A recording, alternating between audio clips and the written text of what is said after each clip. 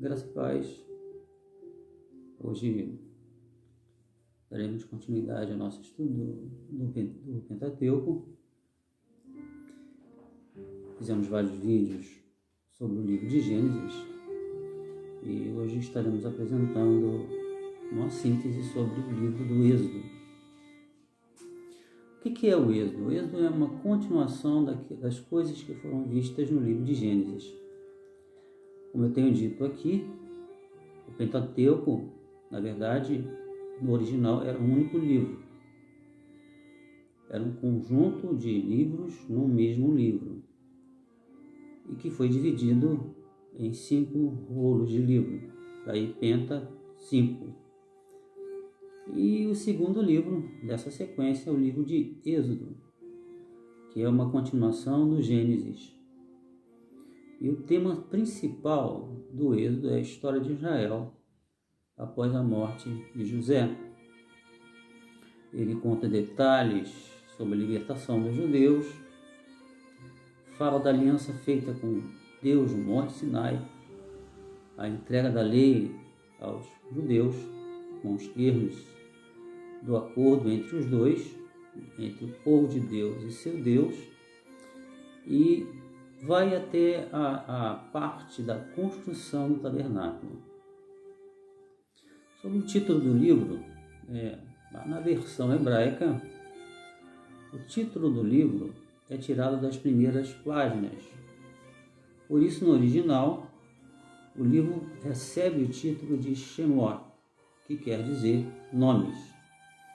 Por quê? Por que tem esse nome? Porque ele cita os nomes dos filhos de Israel que foram ao Egito, na descendência de Jacó.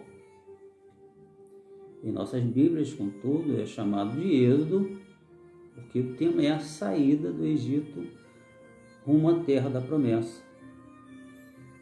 A tradição judaica data a saída dos hebreus do Egito entre 1300 e 1500 anos, 1250 anos antes de Cristo. Percorre um período de 145 anos entre a morte de José e o término do tabernáculo. O autor do livro do Êxodo, segundo a tradição judaica cristã, é Moisés. Também já dissemos isso aqui.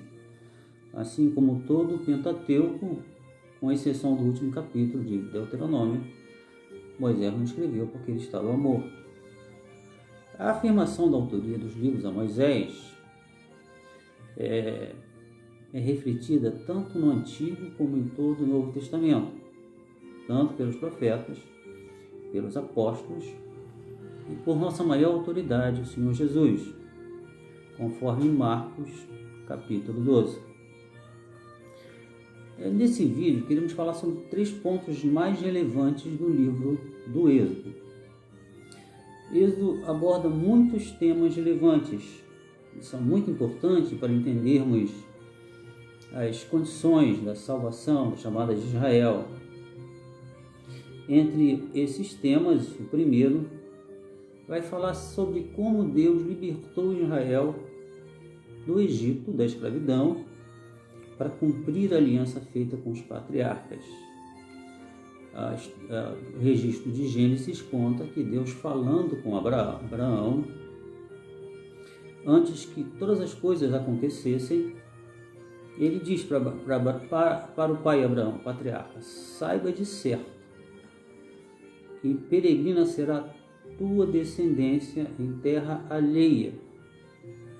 Será reduzida à escravidão, será afligida por 400 anos, mas também eu julgarei a nação, a qual ela tem de servir, e depois sairá com grande riqueza. Percebam a presciência de Deus falando a Abraão, muitos séculos antes, sobre as coisas que aconteceriam com a descendência de Abraão. O segundo ponto importante nesse livro, no livro do Êxodo, é a revelação da aliança de Deus feita no Sinai com Israel, onde Deus especificou aos hebreus as condições daquela aliança. Deus faria parte dele, mas Israel se comprometeria a fazer a parte deles também. E o texto de Êxodo nos diz que Moisés subiu a Deus, Deus o chamou no monte e disse: assim você vai falar à casa de Jacó, vai anunciar essas coisas que eu vou dizer a Israel. Aí Deus vai falando para Moisés: vocês têm visto o que fiz aos egípcios, como levei vocês com asas de águias e trouxe vocês até mim. Agora, pois, se diligentemente vocês ouvirem a minha voz, guardarem a minha aliança, então sereis a minha propriedade peculiar dentre todos os povos, porque toda a terra é minha. Então você entende aqui que Deus estava dando a Israel a terra prometida, cumprindo aquilo que ele tinha tratado com os patriarcas. E diz: e vocês serão um reino sacerdotal, um povo santo.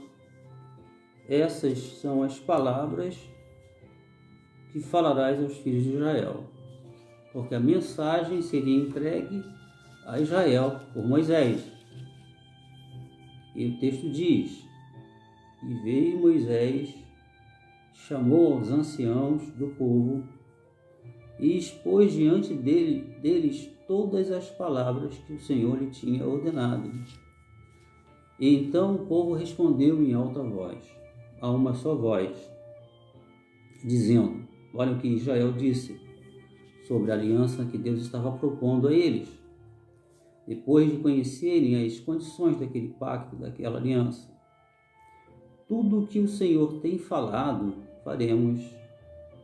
E relatou Moisés isso ao Senhor, as palavras que o povo havia dito. Ou seja, assumiram um compromisso com Deus de cumprirem a aliança que estava sendo feita. Esse é o segundo aspecto desse livro, relevante. Terceiro aspecto tem a ver com as duas primeiras partes dessa aliança.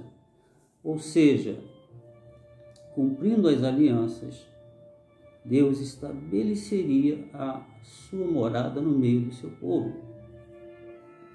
Por isso Deus diz a Moisés: me farão um santuário, para que eu possa habitar no meio deles, conforme tudo que eu te mostrar, para o modelo do tabernáculo e para o modelo de todos os seus pertences, assim mesmo me fareis.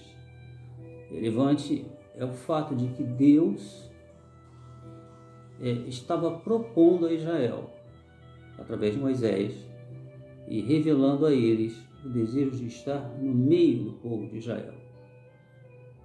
Isso fala da relação pessoal que cada um por si mesmo deve ter com Deus. Ao aceitar as condições da aliança em Cristo, ele tem que ter consciência de que a partir daquele momento Deus virá habitar no meio, no coração, aonde Deus quer estar. Então, e dizendo sobre isso, em cada um dos temas, o que fica muito claro no livro do Êxodo é a graça de Deus. Porque, ao contrário do que se pensa, a graça de Deus, ela não está restrita ao Novo Testamento. Na verdade, ela é abundantemente refletida tanto no Antigo quanto no Novo Testamento, assim como em toda a Escritura. A graça de Deus é vista no Antigo Testamento, por exemplo, no Éden, quando Deus faz ao homem, Adão, a promessa da semente da mulher. A graça de Deus também é vista na arca, quando Moisés, durante cerca de 120 anos, pregou a justiça de Deus, oferecendo a todos a oportunidade de arrependimento. A graça de Deus também se revela na aliança feita com Abraão, com Isaac e Jacó, na promessa de que na descendência de Abraão todas as nações seriam abençoadas, falando de Cristo. Na vida de José, a graça de Deus também é revelada. Assim, a graça de Deus, ela passa as gerações de Abraão, e foi justificado pela fé. As alianças e promessas de Deus jamais foram esquecidas pelo Eterno. Antes, ele as confirmou. E ainda a graça é evidente no cuidado de Deus em preservar aquela aliança de Israel, a linhagem de Israel, não apenas nos dias de José, mas também no Êxodo, quando Deus, depois de 400 anos, ouviu os gemidos dos filhos de Israel. E Deus os atende, os socorre e os liberta da escravidão. E o interessante, mais relevante, estamos encerrando aqui.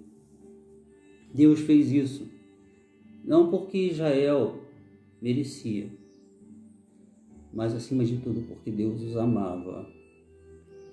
Como ele disse para Moisés momentos antes de entrarem na terra da promessa. Porque povo és ao Senhor, teu Deus. O Senhor teu Deus te escolheu para que fosses do seu povo especial, de todos os povos que há sobre a terra.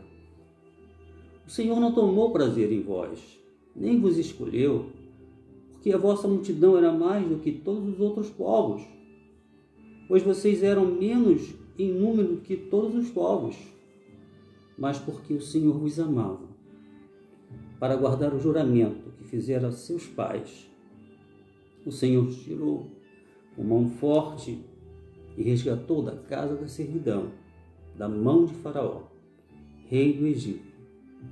E como está escrito, onde abundou o pecado, superabundou a graça.